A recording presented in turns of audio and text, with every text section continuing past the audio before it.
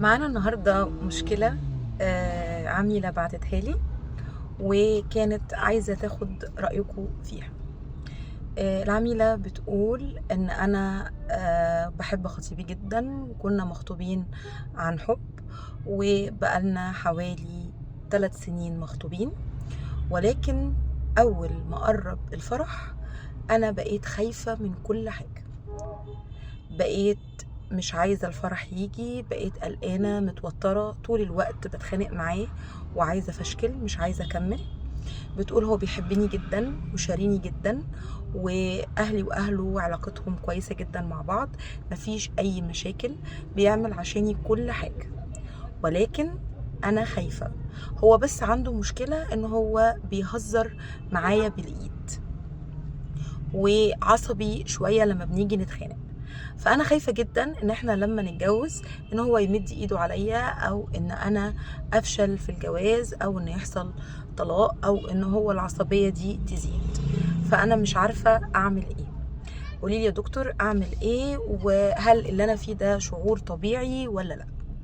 رديت عليها وقلت لها ان كلنا لما بنبقى داخلين على حياه جديده احنا بنقلق، بنخاف من الفشل، والخوف من الفشل ده بيكون بسبب ان احنا مرينا بتجارب قبل كده. التجارب دي بتأثر فينا، وده بيعمل عندنا اضطراب اسمه اضطراب الشخصية الحدية. الاضطراب دوت بيكون شعور بالقلق والخوف، وانك انت عايز تخلص من التجربة دي في اقرب وقت علشان تتخلص من شعور القلق والخوف ده. كلنا لما بنخش على شغل جديد، على علاقة جديدة، على بيت جديد، فده شعور طبيعي جدا، ولكن واحنا بنختار شريك حياتنا لازم يكون في اساسيات.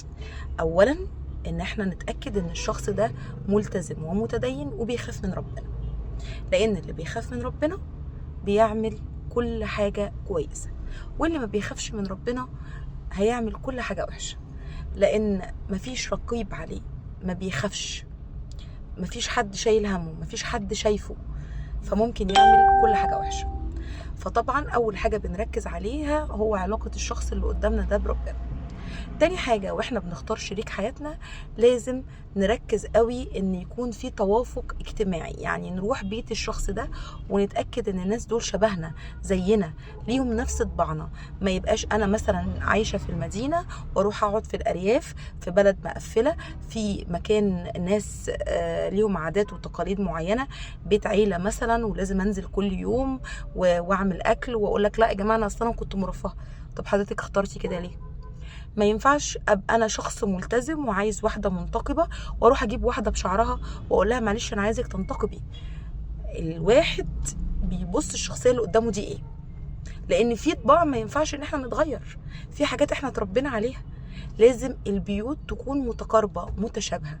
الشخص اللي قدامي عصبي وبيمد ايده في الهزار، انت برضو ما كانش المفروض انك تسمحي له من الاول انه يمد ايده وهو بيهزر او يهزر بشكل دوت. انت اللي بتدي حدود للي قدامك وبتسمحي هل اكمل ولا ما كملش. يعني الشخص اللي قدامي لو هو بيتعصب عليا او بيقل ادبه عليا في الهزار، لو انا عملت حدود للموقف ده وما عدتش من اول مره ما كانش هيكرر ده.